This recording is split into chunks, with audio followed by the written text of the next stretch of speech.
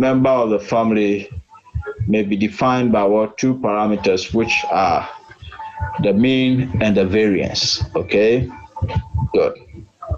Now, the importance of the normal distribution as a model of quantitative phenomena in the natural and behavioral sciences is due in part to the central limit theory. Okay, so central limit theory, which tells us that as our sample size increases, or as the number of experiments increases or becomes very large, okay, all distributions, regardless of where they are coming from, will approximate to a normal process. Okay, yeah, which is very true. Okay, so every process, once it takes place over and over and over and over, it becomes a normal phenomenon. Yeah, hence we can employ the normal distribution to model the process. Okay, so we say that as application, it is used to model system errors.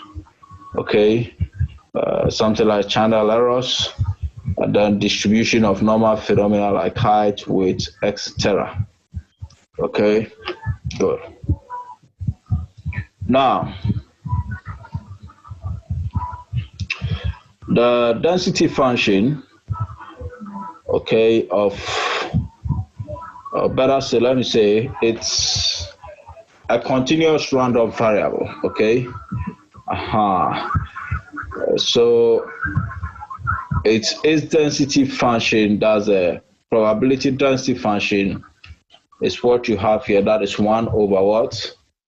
The standard deviation times the square root of 2 pi times e raised to the power negative half times x minus mu over, okay, the standard deviation square.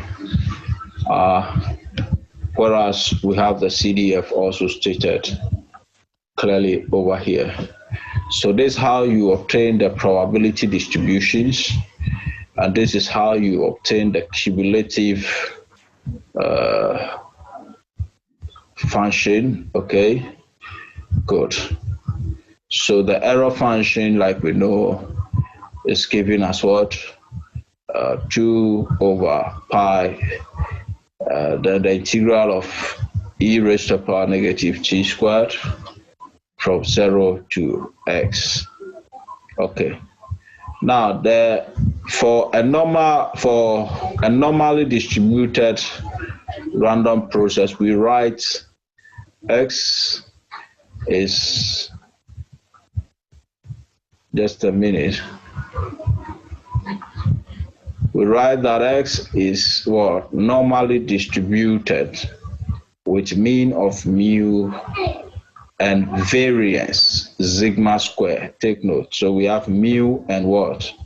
The variance. Okay.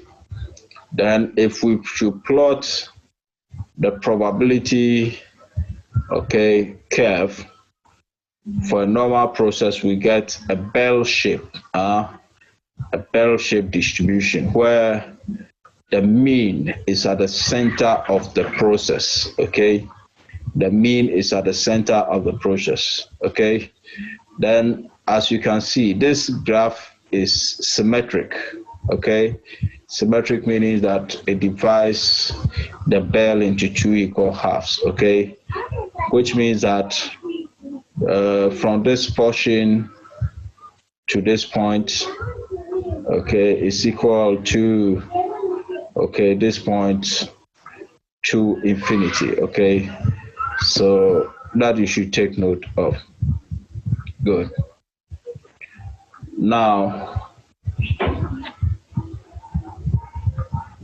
just a minute, I think. Okay, good.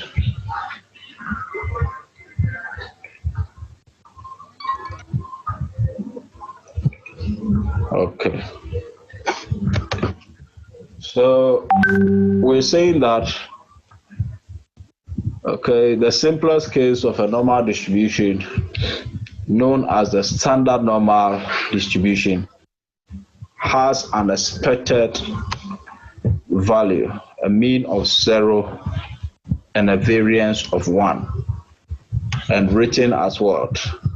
Normal distribution with mean 0 and variance 1. Okay, very good. Now, the greater the variation in the data, this we know. The greater the variation is the dispersion. Okay, so the bigger the dispersion, the more spread the data. Okay, so when you look at these two graphs, the variance here is 1, whilst the variance here is 2. Okay, and once the variance increases, the dispersion is increasing, which means that the graph becomes flatter. We saw this from day 2. Okay. And another thing we have to take note is the fact that the central value of the standard normal, okay, is 0. Okay, the central value is always 0. Okay, then we will see how to obtain this standard normal values. Good. Ideally, okay, the standard normal value is obtained by standardizing the actual x. We said that x is normally distributed with a mean of mu and a variance of what? Sigma square. Okay, and for the graph of the distribution, the probability distribution of x square, we have a bell shape. Okay, I may not get it so accurate, but we have a bell shape. The center will be the mu. Okay, now what we are saying is to standardize this random variable, what you do is you subtract its mean. You subtract the mean from x, and then you divide through by the standard deviation. Okay, so we call this standardization.